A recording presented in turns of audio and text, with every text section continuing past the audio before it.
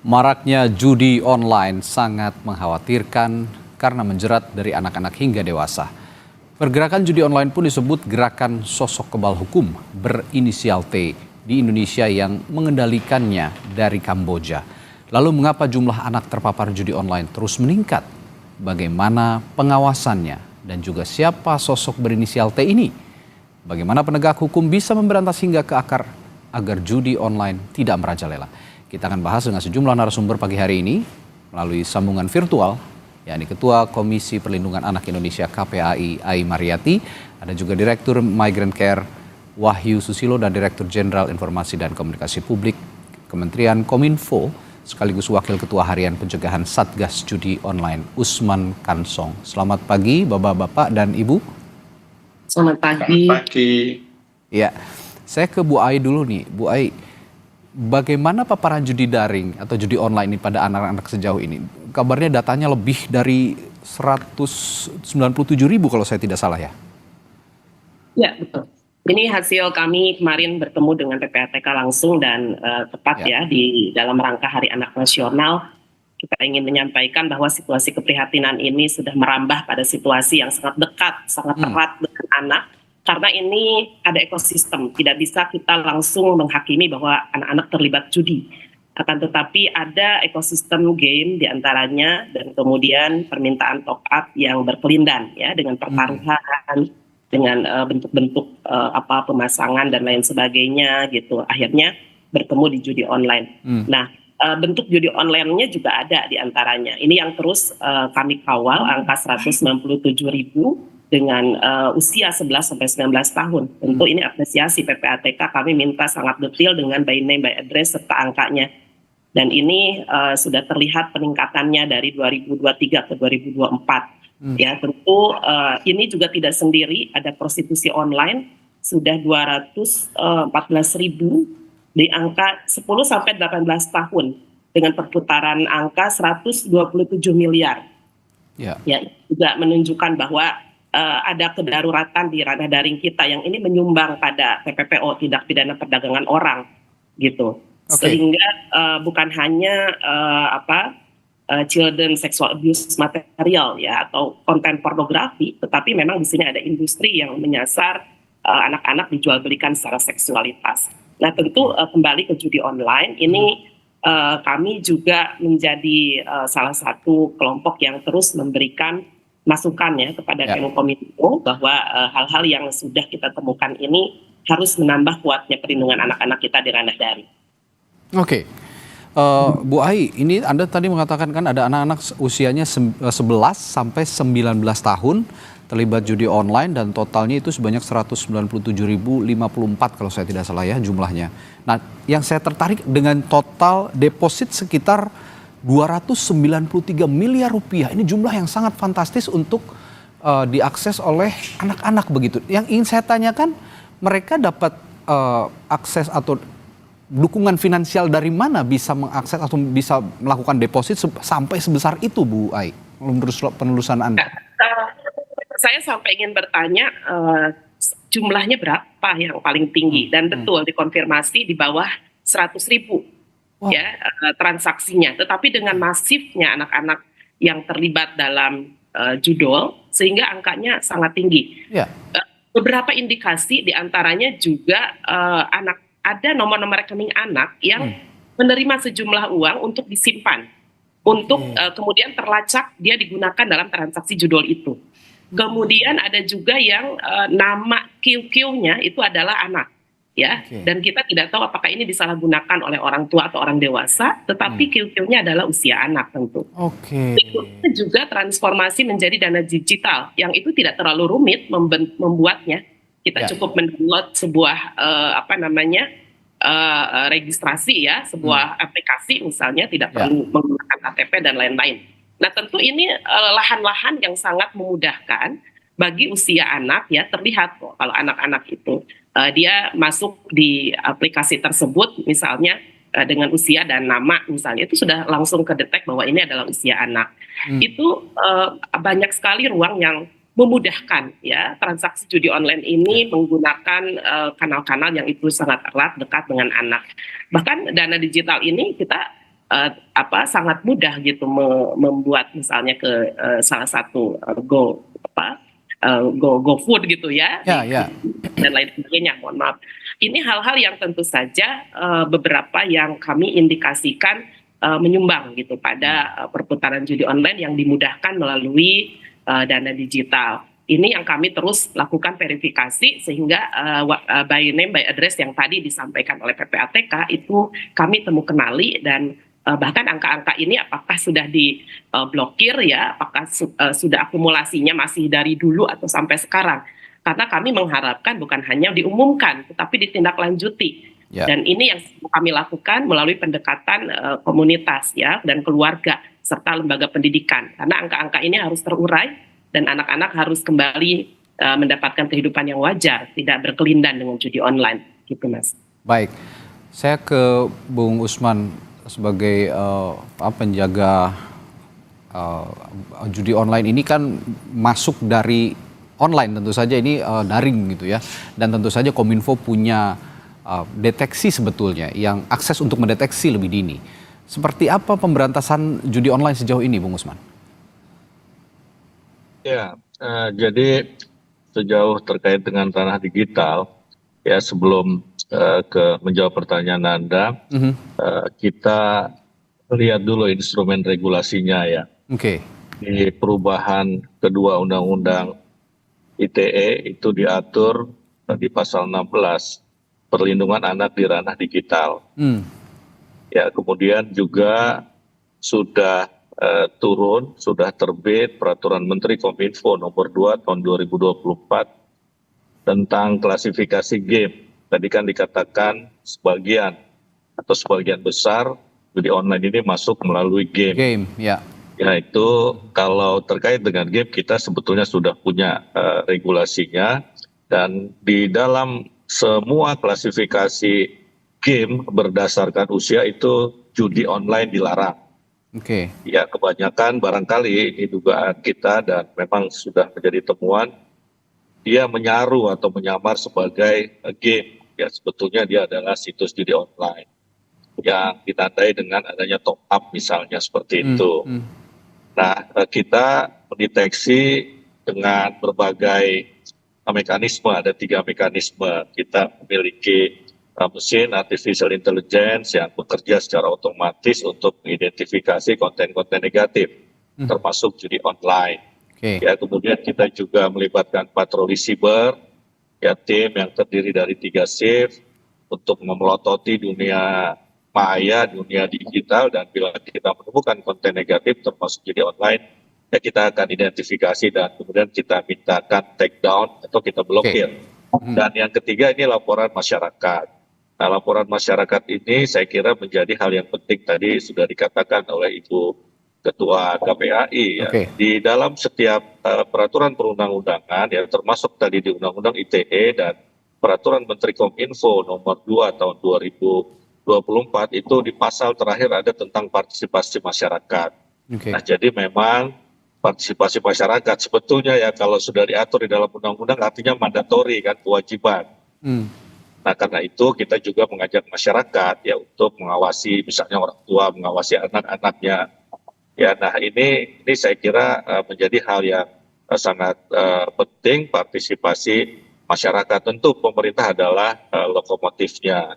Nah, nanti saya kira tadi kan dikatakan di dalam paket yang ditayangkan Kompas TV, data sudah diberikan kepada Polri. Ya, ini tadi juga kan harus dilacak juga seperti Ibu Ketua KPI sampaikan. Ini apakah rekening anak yang disalahgunakan oleh orang dewasa untuk bermain judi online atau seperti apa? Ya, supaya bisa kita telusuri. Dan saya kira data itu menjadi penting karena tentu kita harus melakukan upaya-upaya rehabilitasi kalau memang anak-anak betul-betul terlibat dalam judi online. Di tim sudah ada Kementerian Pemberdayaan Perempuan dan Perlindungan Anak, juga ada Kementerian Koordinator PMK yang bisa membantu untuk melakukan rehabilitasi terhadap anak yang bermasalah dengan hukum, dalam hal ini hukum larangan tentang judi. Oke, Bung Usman, Anda mengatakan tadi sejauh ini juga patroli siber intensif begitu ya, melakukan pengawasan, melihat potensi-potensi situs yang mengarah ke judi online begitu. Ada 3 shift Anda mengatakan tadi patroli siber itu, dan tetap saja hari-hari ini masih ada begitu, masih sulit sekali sepertinya untuk diberantas atau diblokir dengan total begitu. Apakah kendalanya di mana? Apakah ditutup satu lalu tumbuh 1000 atau bagaimana sebenarnya? Apa ini jadi kejar-kejaran? Iya, kendalanya ini kan kendala teknologi juga ya, karena teknologi ini kan memudahkan orang berbuat baik juga berbuat jahat begitu. Nah, kita sudah take down, kita sudah blokir ya sekarang ini kalau konten judi online secara keseluruhan sudah 2,6 juta ya konten baik berupa website maupun konten di media sosial. Kemudian kita juga sudah menutup akses dari 2 negara yakni Kamboja dan Davao Filipina. Ya, tetapi ya memang masih ada ya, kita akui juga memang masih ada, dan kita kalau menemukan ya tentu kita akan terus lakukan take down ya ataupun blokir begitu. Belum lagi ada hari-hari ini ada teknologi VPN ya. Kalau memang diblokir memakai VPN ternyata masih bisa mengakses website-website yang ada di luar Indonesia yang akhirnya juga bisa saja diakses oleh anak di bawah umur. Saya ke Migrant Care, Pak Susilo. Ini data dari Migrant Care, bagaimana para korban di luar negeri ini bisa dijadikan scammer atau operator judi online. Ini saya melihat pintu masuknya, entry point-nya, ini adalah tindak pidana perdagangan orang. Sejauh ini skemanya bagaimana yang Anda deteksi dari Migrant Care? Ya, kita sudah memantau ini ya, ketika kita melihat ada eskalasi kasus perdagangan orang pada masa pandemi. Dan ini trennya ternyata pada masa pandemi, dan wajahnya itu bukan wajah TPPO biasanya. Biasanya itu perempuan dari pedesaan, dari kelompok ekonomi rendah dan yang lain. Tapi ini trennya adalah anak muda, banyak yang sarjana yang kami tangani. Mereka punya keterampilan untuk melakukan programming atau melakukan teknologi digital, dan saya kira ini memang harus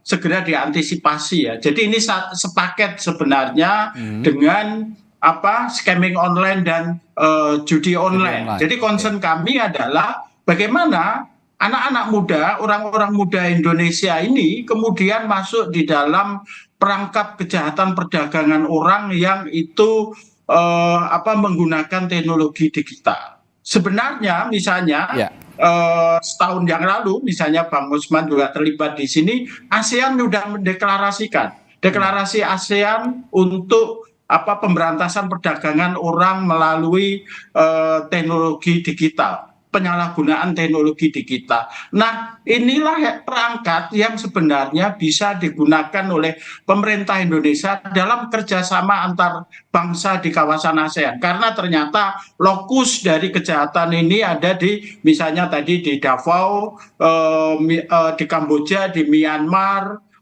kemudian di Laos, di tempat-tempat inilah sayang sekali judi itu legal. Jadi ini juga siasat ya, ketika mereka mengoperasikan ini di Indonesia, judi sampai sekarang kita nggak melakukan legalisasi judi. Tapi di Kamboja, di Laos, di Myanmar, negara perang, di Filipina, judi bukan hal yang dilarang. Ini siasat yang saya kira juga harus menjadi concern ya dari pemerintah Indonesia kalau ingin menyelesaikan persoalan ini dalam kerangka mekanisme ASEAN seperti itu, Mas. Oke, dan datanya luar biasa kalau saya lihat di data Migrant Care periode 2022 hingga 2023 saja ada 223 aduan korban TPPO ya, Susilo, dan berujung pada kasus judi online dan online scam. 202 diantaranya adalah negara-negara yang Anda sebutkan tadi tujuannya ya, di Myanmar, Filipina, Kamboja, Laos. Nah, kalau memang ini jadi modus begitu di negara-negara yang melegalkan judi ya, maupun judi konvensional maupun judi online, apa yang harus dilakukan? Apakah harus ada pembicaraan G2G juga supaya memang ya kalau memang ada keterlibatan orang Indonesia di sana ya di blok saja begitu.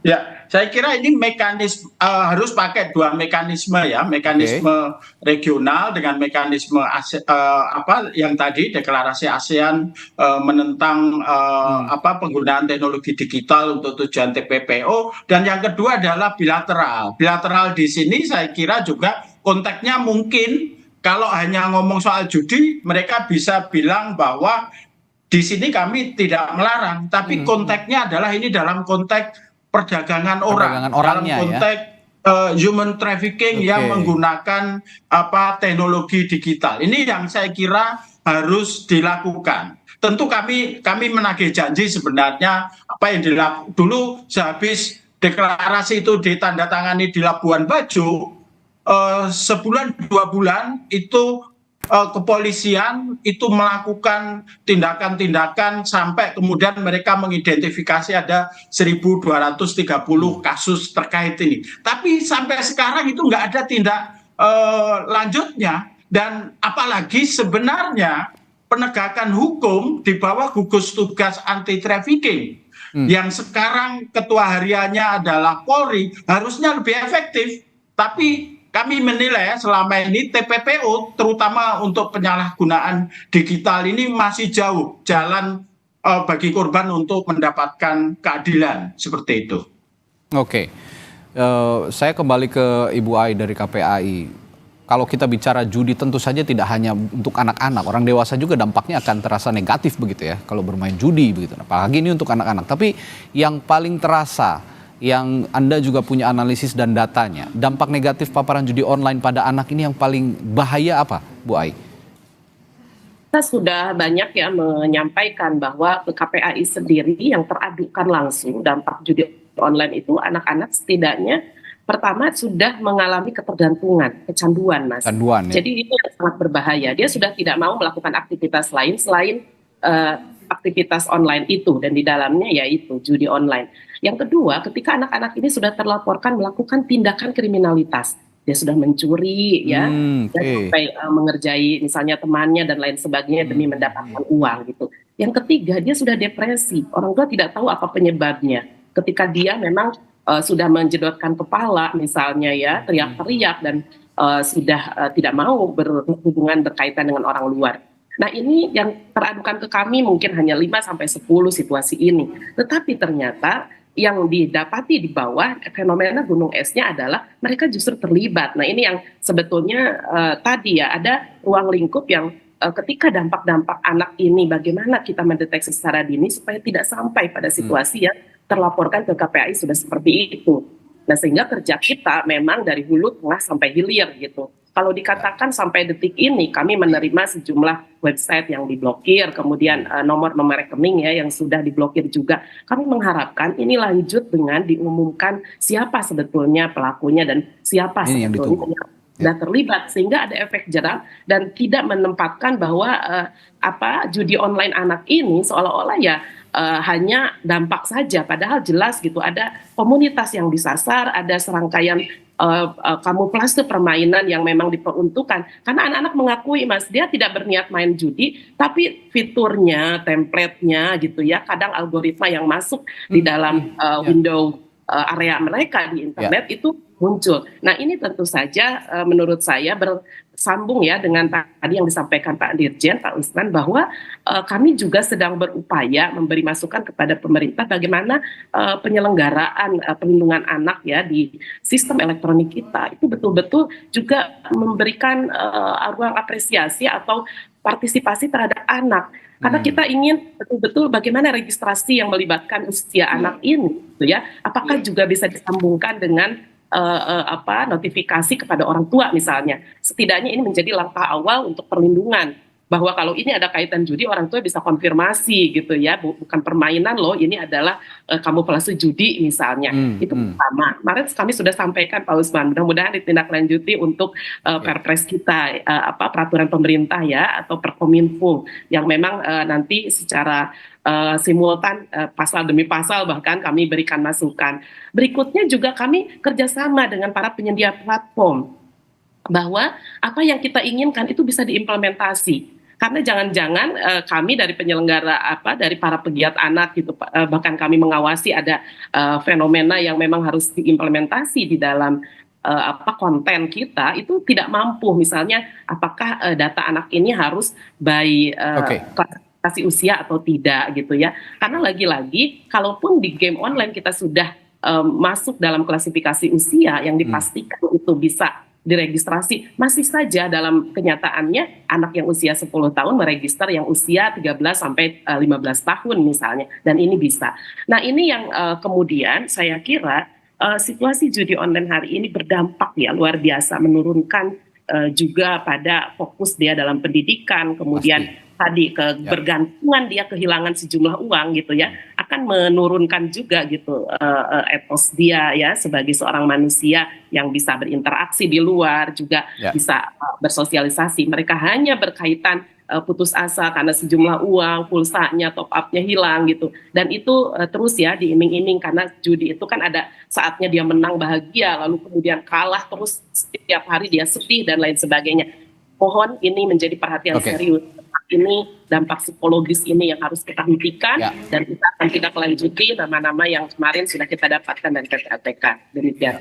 Dari KPAI, Bu Ai barusan sudah menggambarkan betapa destruktifnya judi online ini untuk anak-anak. Tidak hanya judi, seperti narkoba, tindak-tindakan kriminal lainnya yang punya dampak luar biasa bagi anak-anak. Saya jadi teringat bandar narkoba Kolombia, Pablo Escobar, yang sulit sekali pada saat itu disentuh oleh hukum, bahkan di negaranya sendiri, bahkan harus ada campur tangan DEA pada saat itu dari Amerika Serikat untuk menangkap Pablo Escobar. Nah di Indonesia kemarin Kepala BP2MI sudah menyinggung sedikit, ada pelaku utama atau bandar yang disebut oleh Bu Ai tadi berinisial T, dan ini selama Republik ini berdiri tidak tersentuh oleh hukum. Presiden Joko Widodo mengetahuinya, Kapolri mengetahuinya, dan mereka semua kaget. Tindak lanjut untuk kabar berinisial T yang diklaim sebagai bandar judi online ini bagaimana, dan apakah juga dari Kominfo sudah ada informasi soal ini? Saya akan tanyakan nanti setelah jeda di Sapa Indonesia Pagi.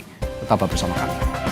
Saudara, Anda tentu masih ingat drug lord atau bandar narkoba yang melegenda asal Kolombia, Pablo Escobar, yang saat itu pada saat mengedarkan narkoba, memproduksi, bahkan tidak tersentuh oleh hukum sama sekali, bahkan harus mendatangkan aparat penegak hukum dari Amerika Serikat, DEA. Nah, saat ini dalam konteks judi online yang kita bahas pagi hari ini, sempat disinggung oleh Kepala BP2MI, ada sosok berinisial T yang mengoperasikan bahkan menjadi lordnya judi online begitu ya di Indonesia, dan skalanya internasional, tapi juga tidak tersentuh oleh hukum.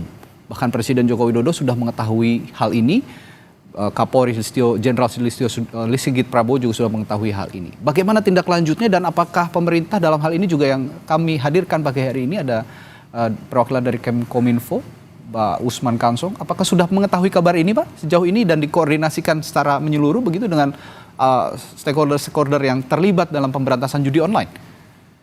Iya, saya secara personal mengetahui kabar ini juga dari berita. Ya, saya sempat secara pribadi juga menghubungi Pak Benny Ramdhani karena memang saya kenal baik dengan beliau.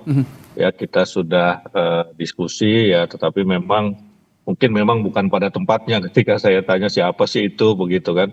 Memang kan ini Pak Benny sudah akan dimintai keterangan oleh polisi ya sore nanti atau siang nanti, dan memang pada tempatnya ketika Pak Benny menyebutkannya itu di penyidik atau Polri begitu. Nah nanti kita lihat seperti apa ya. Memang mestinya ya tidak boleh ada orang yang tidak bisa tersentuh hukum. Ya, sebagai negara hukum saya kira seperti itu. Oke, artinya informasi ini Anda terima bukan dari, maksudnya tidak terkonsolidasi oleh misalnya dari Presiden begitu ya, tapi memang dari Pak Benny sendiri ya? Ya, lewat berita juga itu. Oh, lewat berita juga. Lewat berita juga. Oke. Dan Pak Benny ini kan tidak menyampaikan secara resmi katakanlah ke Satgas Pemberantasan Judi Online gitu kan. Nah, saat ini juga Barreskrim Polri dan kepolisian juga sebenarnya mendorong untuk ada laporan begitu ya dari Pak Beni sendiri untuk mengungkap siapa sosok T ini agar bisa ditelusuri dan diselidiki begitu. Anda juga dari Kominfo mendukung langkah ini? Ya, konteks Pak Beni ya, kalau saya baca hari ini berita, sebetulnya adalah konteks TPPO itu tadi. Ya, konteksnya seperti itu. Ya, konteks TPPO, karena itu memang menjadi tugas dan fungsi beliau sebagai kepala BPMI ya, tetapi memang TPPO-nya itu sebagian berkaitan dengan judi online. Ya, jadi karena itu ya nanti saya kira Pak Beni akan menjelaskan kepada konteksnya ya, kemudian substansinya seperti apa. Ya, sebetulnya saya kira pemberantasan judi online ini terkait juga dengan TPPO ya. Misalnya begini, ini kan ada satu kabar baik dari Filipina ya. Presiden Filipina itu kan sudah mengeluarkan, mungkin kalau di kita presidential decree ya, yang melarang perusahaan-perusahaan asing, perusahaan judi asing, terutama dari Tiongkok yang paling banyak itu di Filipina. Nah, ini mengatasi dua persoalan sekaligus. Yang pertama adalah judi online-nya sendiri, dan kemudian TPPO. Ya, TPPO itu pekerjanya banyak. Yang asing saja datanya itu sampai 13.000 sampai 26.000 begitu. Nah, ini saya kira kabar yang bagus sekali ya, sehingga kalau memang nanti dalam penjelasannya kepada Polri dan Polri bisa mengambil langkah yang baik, nah, ini dua persoalan bisa teratasi sekaligus ini, judi online dan TPPO sendiri. Ya, oke, Pak Susilo, karena ini entry point-nya dari TPPO judi online ini, Pak Susilo, dan kemarin Kepala BP2MI juga mengatakan ini konteksnya memang membicarakan TPPO yang mengarah akhirnya ke judi online dan menyinggung sosok berinisial T ini yang dikatakan sebagai bandar judi online internasional asal Indonesia yang beroperasi di Kamboja.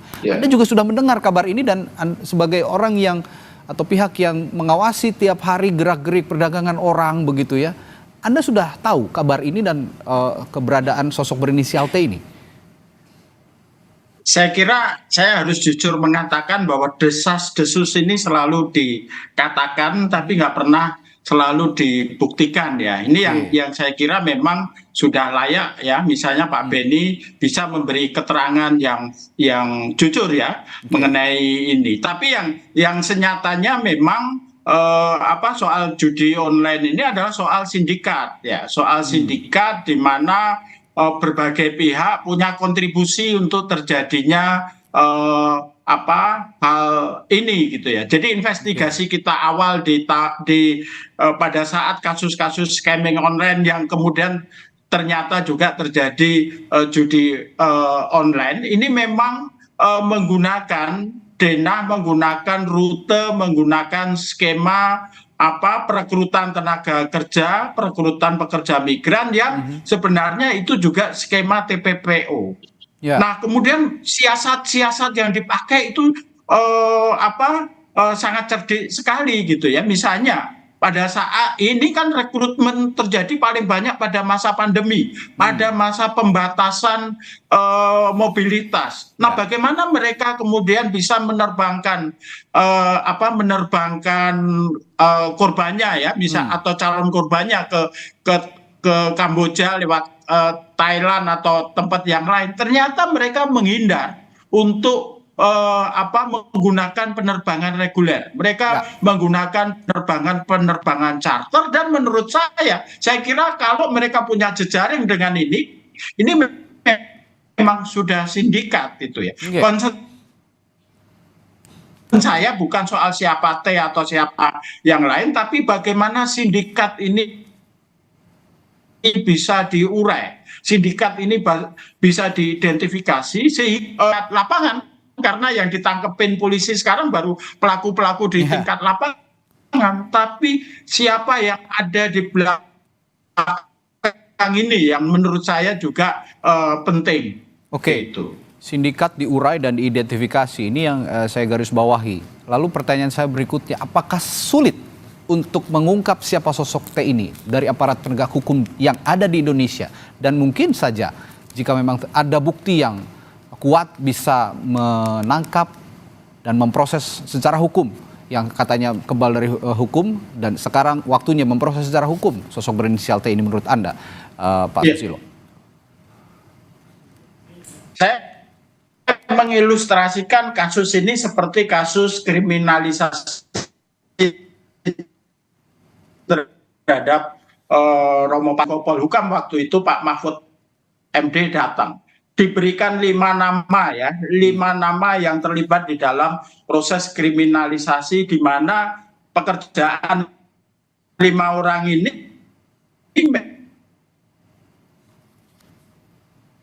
memang sebenarnya adalah bisnis TPPO di kawasan Wada, dan saya juga punya itu di kantong Pak Mahfud. Pak Mahfud bilang waktu itu juga sudah ada di kantong saya, tapi sampai sekarang nggak pernah ada tindakan untuk itu. Saya khawatir kalau kita hanya kalau dalam bahasa Malaysianya berbual-bual, dalangnya ini, tapi tidak pernah melakukan tindakan-tindakan konkret. Itu sama saja memberi harapan palsu sebenarnya pada korban TPPO atau. Ya, Pak Susilo, maaf. Apa yang membuat sulit jika memang semua sudah mengetahui? Maaf, Pak Susilo. Ya, sepertinya koneksi Pak Susilo juga tidak terlalu baik. Tapi selanjutnya akan saya tanyakan juga. Soal ya. Halo. Ya, silakan Pak Susilo. Ya. Ya. Ya, kami mengalami kendala komunikasi dengan Pak Susilo. Sepertinya nanti juga akan kami. Saya kira kalau kita lihat dari kasus, halo. Ya, silakan Pak. Halo. Ya, silakan. Iya. Saya kira keterlibatan aparat itu menjadi salah satu barier ya. Bahkan waktu itu yang terlibat adalah wakil kepala BIN daerah, seperti itu. Oke, ini ada keterlibatan aparat yang sempat disinggung oleh Pak Susilo tadi dari Migrant Care. Ini yang sama-sama juga menjadi pertanyaan publik. Jika memang sesulit itu, artinya memang sosok T ini dilindungi begitu. Seperti halnya Pablo Escobar yang saya singgung tadi di Kolombia. Aparat penegak hukum di Kolombianya, bahkan aparat militernya sendiri melindungi Pablo Escobar pada saat itu. Dan jangan sampai ini terjadi juga di Indonesia. Dan sehingga kita juga harus mengawasi bersama jika memang ada keterlibatan aparat penegak hukum kita yang melindungi secara terang-terangan sosok yang dikatakan Kepala BP2MI tadi berinisial T. Saya kembali ke Ibu Ai kalau begitu. Bu Ai, tadi kan Anda menyinggung juga kalau mau diberantas ya pelaku utamanya atau bandarnya yang jangan tanggung-tanggung ya diungkap, diselidiki, dihukum begitu. Nah, menurut Anda sesulit itukah menangkap seorang bandar judi online yang dikatakan Kepala BP2MI tadi tidak tersentuh oleh hukum, Bu Ai? Seharusnya tidak ya, kalau political will kita berkomitmen dengan seluruh yang terjadi. Kita lihat berdampak pada realitas anak-anak kita ya. Saya tidak orang dewasa ya, karena dia sudah punya keputusan dalam hidupnya. Tetapi bayangkan kalau ini banyak sekali kamuflasenya, dia berbentuk misalnya bentuk-bentuk prostitusi online ya, kemudian juga berbentuk bahkan TPPU yang melibatkan anak. Ini kan tentu saja harusnya data itu sudah ada di pemerintah ya, by name by address. Kita tahu PPATK menggunakan investigasi analisis transaksi yang sangat canggih, sehingga ini yang kami lakukan MOU antara KPAI dengan PPATK sehingga ingin tahu perluasan dan jangkauan siapa anak-anak korban kita. Tentu ini perilaku yang berbeda. Andai kalau orang dewasa itu jelas ada pendekatan hukum penegakannya ya. Dan andai dia pelaku itu sudah jelas apa saja yang akan dia peroleh. Tetapi kalau bicara anak ini tentu ada langkah rehabilitasi di hilir. Bahkan mungkin orang tua dan sekolah tidak tahu bahwa anak-anak ini, saya harus sampaikan ada 2 kecamatan terbesar dan tertinggi ya judi online, yaitu di Karawaci, kemudian di Cengkareng dan Payoran untuk Jakarta. Kita bisa identifikasi ini lingkungan yang harus betul-betul memberikan dampak-dampak kepada anak-anak kita sehingga situasi judi ini tidak merangsek ya pada pemikiran anak. Kita kalau anaknya sendiri melihat orang tuanya main judi itu bagaimana ya? Nah ini sesungguhnya harus kita putus mata rantai ini.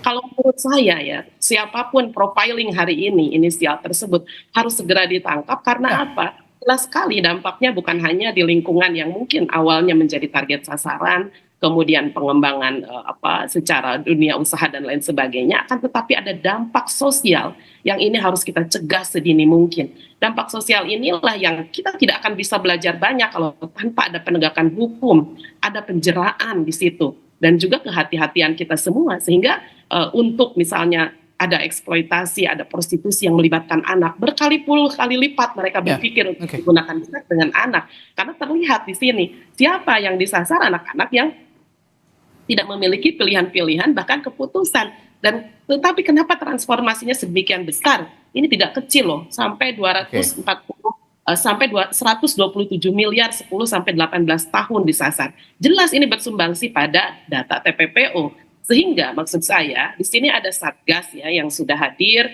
di bawah Menko Polhukam. Lalu juga kewenangan sudah berjalan. Ada profiling yang muncul itu sebetulnya sudah bisa dilacak berdasarkan tugas dan fungsi ya, baik pelacakan transaksi keuangan maupun juga sehingga kami menunggu dan memang harus ada penjelasan ya kepada semua bahwa situasi ini tidak bisa dibiarkan berlarut-larut. Baik, saya terakhir ke Pak Usman, Pak Dirjen. Kalau tadi kita sebelum jeda sempat berbincang sedikit begitu ya, bahwa pemberantasan judi online ini ada di beberapa platform digital. Tapi tidak semua platform digital juga bersedia kooperatif begitu ya untuk bekerja sama dengan pemerintah sama-sama memberantas. Anda mengatakan tadi ada 2,6 juta website atau medsos yang diblokir.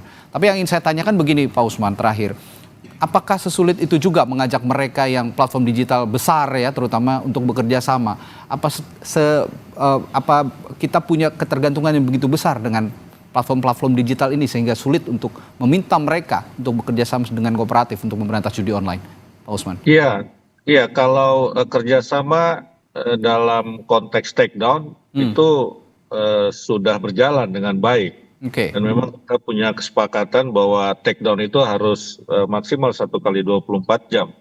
Kalau blokir, Kominfo kan bisa melakukan sendiri, terutama kepada website ataupun situs. Yang kami mintakan juga kepada mereka adalah pencegahan sebetulnya ya. Pencegahan ini misalnya Menkominfo sudah bertemu dengan Google ya untuk bagaimana Google membuat satu aplikasi ataupun satu teknologi yang bisa mencegah judi online masuk ke situs-situs atau ke platform mereka begitu ya. Nah ini yang sedang kami upayakan ya. Kalau kita lihat rezim platform ini itu kan bukan rezim pencegahan ya, bukan rezim sensor ya, tapi rezim takedown muncul baru kemudian kita takedown begitu. Nah tetapi kita juga sudah menyurati ya semua platform ya agar tidak memasukkan iklan judi online dan itu sudah dipatuhi. Terakhir kami ini kan menyurati atau memberi peringatan kedua kepada Telegram ya. Telegram bersedia bekerja sama kooperatif sehingga langkah-langkah administratif lainnya misalnya pemblokiran itu tidak perlu kami lakukan begitu, karena kalau Telegram itu begitu kita blokir bukan kontennya yang kita blokir, bukan hanya konten tapi satu aplikasi kita blokir karena dia sifatnya privat. Dan kita tahu ada judi online di Telegram itu karena laporan masyarakat, karena Telegram sekali lagi adalah aplikasi privat yang kita tidak bisa menembus karena enskripsinya sedemikian rupa begitu. Pernah kita blokir tapi waktu itu kasus terorisme 2017 ya Telegram. Nah jadi seperti itu kondisinya. Ya, ini yang memang harus sama-sama jadi concern kita, dan judi online ini juga kalau boleh dikatakan sudah menjadi kartel begitu ya di Asia Tenggara, bahkan di Asia, bahkan juga di dunia mungkin, dan terutama di Indonesia menyasar banyak anak-anak. Ini yang sangat berbahaya dan perlu keseriusan bersama dari semua pihak. Meskipun banyak, kalau misalnya kita memang serius untuk memerangi judi online, saya yakin akan bisa terwujud sama-sama.